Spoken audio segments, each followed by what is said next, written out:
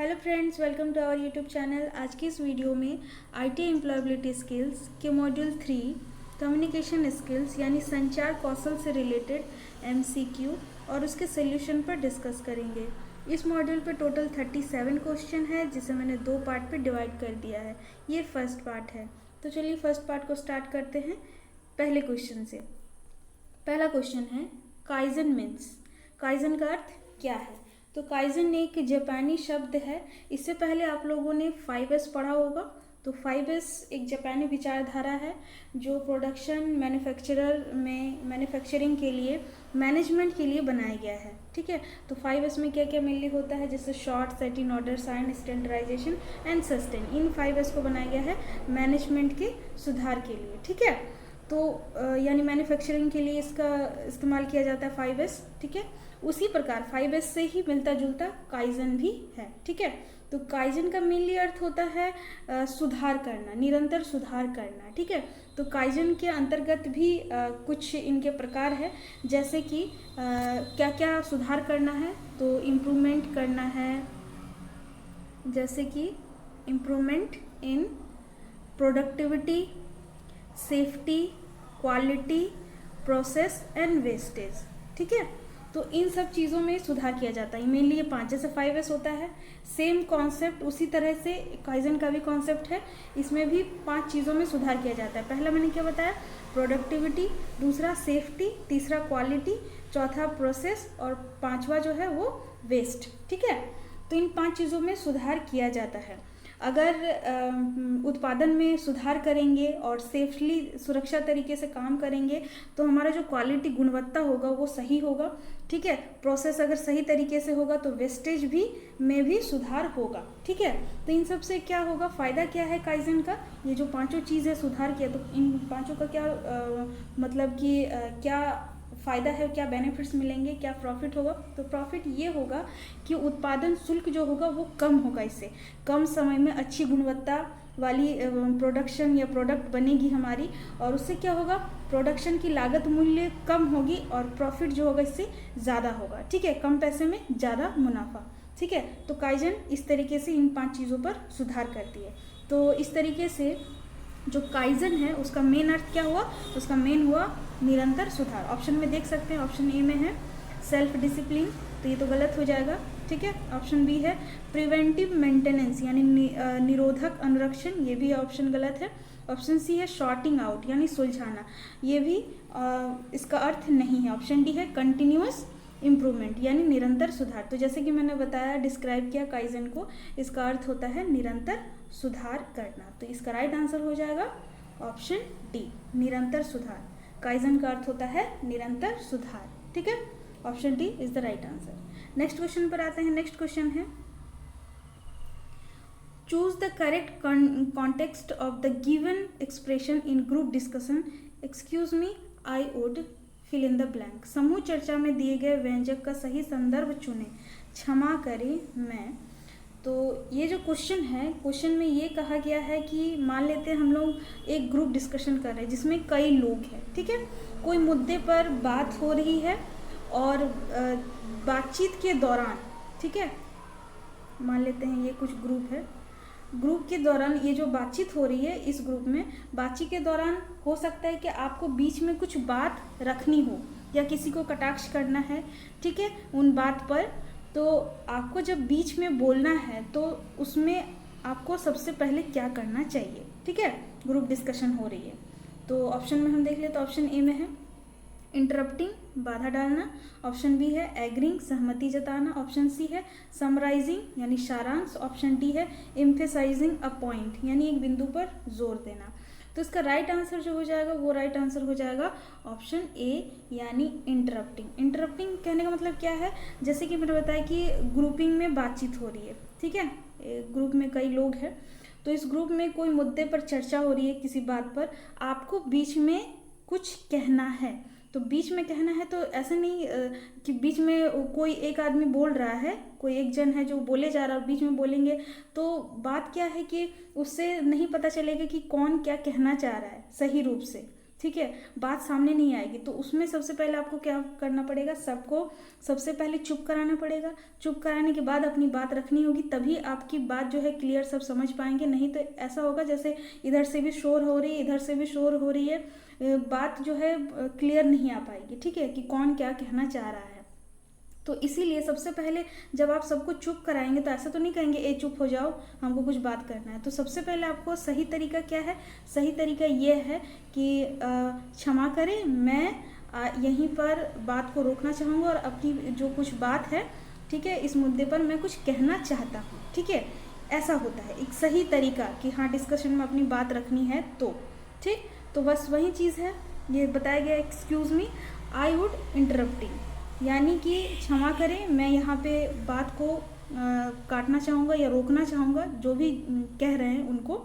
ठीक है, तो इतना सुनने के बाद ग्रुप में जितने भी सारे लोग हैं वो थोड़ी देर के लिए चुप हो जाएंगे कि हाँ ये कुछ कहना चाह रहे हैं। तो सारा जो ध्यान है आपकी तरफ होगा सबका, और आप उस बीच शांति से अपनी जो बात है वो रख पाएंगे। ठीक है, तो यही इसका राइट आंसर हो जाएगा। ठीक है, तो राइट ऑप्शन क्या हो जाएगा, राइट ऑप्शन ए। ठीक है, A is the right answer. Next question पे आते हैं। नेक्स्ट क्वेश्चन है communication that involves exchanging information without use of words is called. संचार जिसमें शब्दों के उपयोग के बिना सूचनाओं का आदान प्रदान शामिल है, क्या कहलाता है। यानी कि जैसे हम किसी से बातचीत करते हैं अगले से, तो क्या होता है कि हम मौखिक रूप से कुछ शब्दों का जैसे यूज़ करते हैं, या फिर अगर जैसे एग्ज़ाम देते हैं, ठीक है, सब्जेक्टिव, तो जो क्वेश्चन होता है तो उसका आंसर हम कुछ शब्दों में लिखते हैं। ठीक है, तो ये हो गया रिटन में, एक हो गया ओरली। ठीक है, तो इसमें हमने क्या किया, जो हमारे शब्द हुए, शब्दों के आदान प्रदान के लिए हमने क्या किया, शब्दों का इस्तेमाल किया।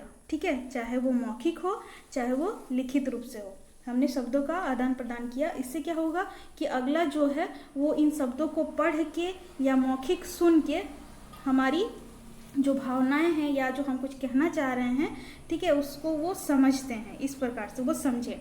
लेकिन इसमें कहा गया है कि हम इन शब्दों का इस्तेमाल नहीं करेंगे। ठीक है, और बिना शब्दों के इन इस्तेमाल से जो हम कम्युनिकेट करते हैं, ठीक, उसे हम क्या कहते हैं। ऑप्शन में क्या क्या दिया हुआ है। ऑप्शन ए में है वर्बल कम्युनिकेशन यानी मौखिक संचार। ऑप्शन बी है पिक्टोरियल कम्युनिकेशन, सचित्र संचार। ऑप्शन सी है रिटन कम्युनिकेशन यानी लिखित संचार, या ऑप्शन डी है नॉन वर्बल कम्युनिकेशन। तो जैसे कि अभी बताया कि जैसे हम एग्ज़ाम दे रहे हैं सब्जेक्टिव, तो हम उसमें आंसर लिख रहे हैं कुछ शब्दों में, या हम मौखिकली किसी से बात कर रहे हैं फेस टू फेस, तो हम कुछ शब्दों का इस्तेमाल कर रहे हैं। तो उसमें क्या हुआ है कि शब्दों का जो सूचनाओं का आदान प्रदान हो रहा है शब्दों के माध्यम से हो रहा है। लेकिन क्वेश्चन में ये कहा गया है कि हमें कोई भी शब्दों का इस्तेमाल नहीं करना है। ठीक है, जो हम ओरली करते हैं या लिखित रूप से करते हैं, बिना शब्दों के उपयोग के हम कम्युनिकेशन करेंगे। ठीक है, उस कम्युनिकेशन को हम क्या कहेंगे, तो वैसे हम कम्युनिकेशन को नॉन वर्बल कम्युनिकेशन कहते हैं। ठीक है, इसमें कोई भी शब्दों का आदान प्रदान हम नहीं करते हैं, ना ही मौखिक रूप से और ना ही लिखित रूप से। तो इसमें हम कैसे बात करते हैं, जैसे इशारों में कोई बात करता है, जैसे इशारों में किसी को बुलाना, ठीक है, with the help of finger, या फिर किसी को जाने के लिए कहना, ठीक है, इशारों में ही, या फिर स्माइल करना, जैसे फेशियल एक्सप्रेशन होते हैं, या आईब्रोज को ऊपर चढ़ा के किसी को आंख दिखाना। तो ये सारे नॉन वर्बल कम्युनिकेशन में आते हैं, यानी कि जैसे इशारों में ही इशारों, ठीक है, इन सब में बात करना। केवल लेकिन आवाज को नॉन वर्बल कम्युनिकेशन में कोई भी शब्दों का इस्तेमाल नहीं किया जाता है। ठीक है, तो इसका राइट आंसर क्या हो जाएगा, option D. Option D is the right answer. संचार जिसमें शब्दों के उपयोग के बिना सूचनाओं को आदान प्रदान किया जाता है उसे हम अनकहा संचार यानी नॉन वर्बल कम्युनिकेशन कहते हैं। ठीक है, communication that involves exchanging information without use of word is called non verbal communication. Next question पर आते हैं। नेक्स्ट क्वेश्चन है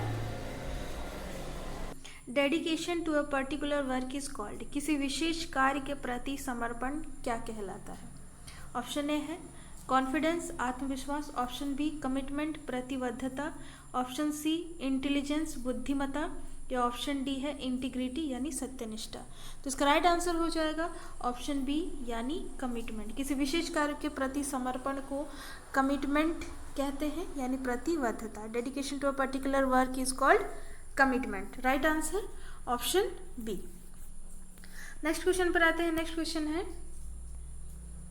dedication to a particular work is called, किसी विशेष कार्य के प्रति समर्पण कहलाता है। सेम क्वेश्चन है, तो जैसे कि अभी इस पर डिस्कस किए थे, विशेष कार्य के प्रति समर्पण को हम कमिटमेंट यानी प्रतिबद्धता कहते हैं। ठीक है, तो इसका राइट आंसर हो जाएगा ऑप्शन सी। ठीक है, किसी कार्य के प्रति अगर जुनून आ जाए कि हाँ हम ठान लेना कि हम ये काम करेंगे, तो उसे हम कमिटमेंट यानी प्रतिबद्धता कहते हैं। ठीक है, तो इसका राइट आंसर हो जाएगा ऑप्शन सी। नेक्स्ट क्वेश्चन पर आते हैं। नेक्स्ट क्वेश्चन है expansions of SMS is, SMS का विस्तार क्या है? एसएमएस का फुल फॉर्म बताना है। ऑप्शन ए है simple message service, option B है short mail service, option C है सिंपल मेमो सर्विस, या ऑप्शन डी है शॉर्ट मैसेज सर्विस। तो इसका राइट आंसर हो जाएगा ऑप्शन डी, यानी एसएमएस का फुल फॉर्म होता है short message service. Right answer option D. ठीक है, ऑप्शन डी इसका राइट आंसर हो जाएगा। शॉर्ट मैसेज सर्विस एसएमएस का फुल फॉर्म होता है। नेक्स्ट क्वेश्चन पर आते हैं। नेक्स्ट क्वेश्चन है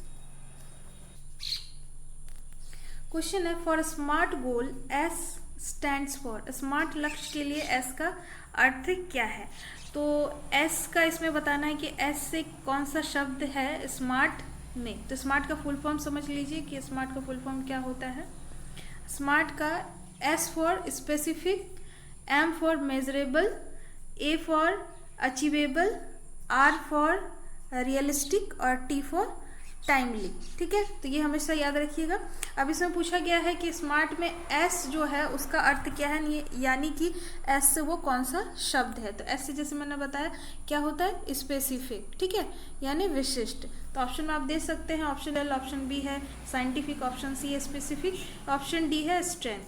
तो स्मार्ट में एस का अर्थ हो जाएगा स्पेसिफिक, तो इसका राइट आंसर हो गया ऑप्शन सी। ठीक है, नेक्स्ट क्वेश्चन पर आते हैं। नेक्स्ट क्वेश्चन है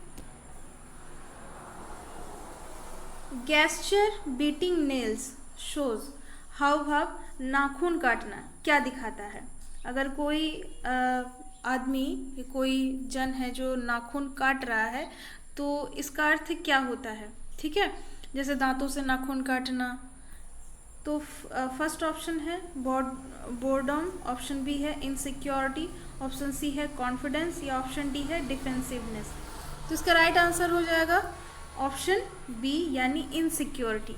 अगर कोई नाखून काट रहा है, ठीक है, जैसे दांतों से नाखून काटना, ठीक है, तो उसका मतलब ये हो रहा है कि उस इंसान में इनसिक्योरिटी है, शायद किसी चीज़ से वो डर रहे हो और उसी डर की वजह से वो इनसिक्योरिटी है यानी कि असुरक्षा महसूस कर रहे हो। तो नाखून काटना ये दर्शाता है कि वो इंसान इनसिक्योरिटी में यानी असुरक्षा महसूस कर रहा है। तो इसका राइट आंसर हो जाएगा ऑप्शन बी। नेक्स्ट क्वेश्चन पर आते हैं। नेक्स्ट क्वेश्चन है gesture brisk and erect walking shows, हाव भाव तेज और सीधा चलना क्या दिखाता है? कोई आदमी तेज चल रहा है और सीधा चल रहा है, ठीक है, स्ट्रेट, तो इसका मतलब क्या है, वो क्या दिखा रहा है? तो फर्स्ट ऑप्शन है बॉर्डम, ऑप्शन बी है डिफेंसिवनेस, ऑप्शन सी है कॉन्फिडेंस, या ऑप्शन डी है इनसिक्योरिटी। तो इसका राइट आंसर हो जाएगा ऑप्शन सी यानी कॉन्फिडेंस। उस इंसान में आत्मविश्वास है तभी वो तेज और सीधा चल रहा है, उनके पांव डगमगा नहीं रहे हैं। ठीक है, तो इसका राइट आंसर क्या हो जाएगा ऑप्शन सी। ये क्या दर्शा रहा है? कॉन्फिडेंस को दर्शा रहा है यानी आत्मविश्वास को। तो इसका राइट आंसर हो जाएगा ऑप्शन सी यानी कॉन्फिडेंस। नेक्स्ट क्वेश्चन पर आते हैं। नेक्स्ट क्वेश्चन है gesture brisk erect walk shows, तो हाव भाव ब्रिस्क इरेक्ट वॉक दिखा रहा है। तो इसका राइट आंसर हो जाएगा जैसे जैसे जैसे ये सेम रिपीट क्वेश्चन आ गया, तो इसका राइट आंसर क्या हो जाएगा ऑप्शन सी। ठीक है, कॉन्फिडेंस आत्मविश्वास, कोई इंसान सीधे चल रहे हैं और तेज चल रहे हैं, इसका अर्थ ये है कि उनमें कॉन्फिडेंस लेवल है, यानी आत्मविश्वास है उनमें। तो इसका राइट आंसर हो गया ऑप्शन सी। नेक्स्ट क्वेश्चन पर आते हैं। नेक्स्ट क्वेश्चन है गोल्स आर कैटेगराइज एज, लक्ष्यों को वर्गीकृत किया गया है। Option A good and bad, अच्छा और बुरा। Option B inner and outer, भीतरी और बाहरी। Option C intrinsic and extrinsic, आंतरिक और बाहर। Option D short term and long term, यानी अल्पकालिक और दीर्घकालिक। तो उसका राइट आंसर हो जाएगा ऑप्शन डी। गोल्स यानी लक्ष्यों को दो भागों में कैटेगराइज किया गया है, पहला है शॉर्ट टर्म एंड दूसरा है लॉन्ग टर्म। तो इसका राइट आंसर हो जाएगा ऑप्शन डी। नेक्स्ट क्वेश्चन पर आते हैं। नेक्स्ट क्वेश्चन है goals are classified as, same question है, ठीक है। तो अभी अभी तो बताया कि गोल्स को दो भागों में कैटेगराइज किया गया, short term and long term. तो इसमें आप देख सकते हैं कि ऑप्शन में क्या क्या है। First option big and small goal, यानी बड़ा और छोटा लक्ष्य, तो ये गलत हो जाएगा। ऑप्शन बी है long term and short term goal, दीर्घकालिक और अल्पकालिक लक्ष्य, तो ये ही इसका राइट आंसर होगा। ऑप्शन सी एंड डी भी गलत आंसर है, ठीक है। ऑप्शन सी में important and not important goal, option D intrinsic and extrinsic goal. तो जैसे कि हम जानते हैं कि गोल्स यानी कि लक्ष्य को हम दो भागों में कैटेगराइज करते हैं, या कैटेगराइज किया गया है दो भागों में। फर्स्ट है शॉर्ट टर्म एंड दूसरा है लॉन्ग टर्म, यानी दो भागों में, ठीक है। तो इसका राइट आंसर हो जाएगा ऑप्शन बी, ठीक है। Answer option B is the right answer. Next question पर आते हैं। नेक्स्ट क्वेश्चन है in face to face communication body language accounts for, आमने सामने संचार में बॉडी लैंग्वेज होता है कितना परसेंट। पहला है 7%, ऑप्शन बी है 38%,